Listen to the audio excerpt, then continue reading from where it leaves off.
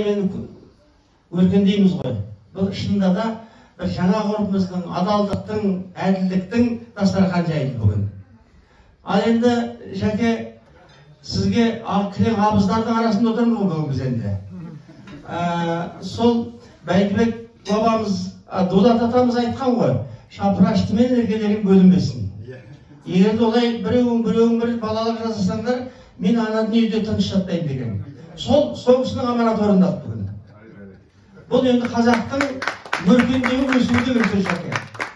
Ал сіз біздің үйге келуге, бізге менің күй шығаруыма, мына ағашқа тіл бітуге себепші болғанда, осы Асекең әдірісті алып, барыңдар, осы қарапайым адам деп, содан кейін менің жұбайым Өтеміс Жаныстың қыз екенін білгеннен кейін бұл кісі айтты, ой құлағыңыздан тарту керек екен ғой деп. Мен айтам, осы Халқаналақты жұлып алып кетші дедім ғой, жұлып алып кетші.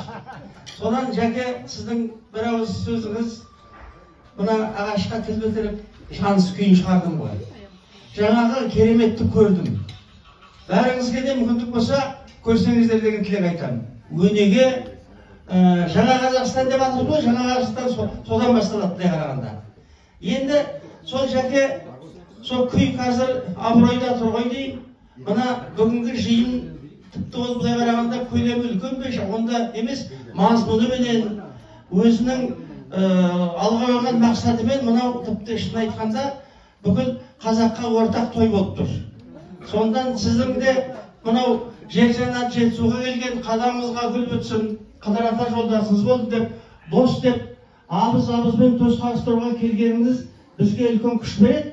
Сондықтан сіздің қадамыңызға арнап, мына қазақтың абызының атынан бүгінгі жиналған, мына тұттықиянды шығарған кісінің ұрпақтары отыр ғой мына жерде.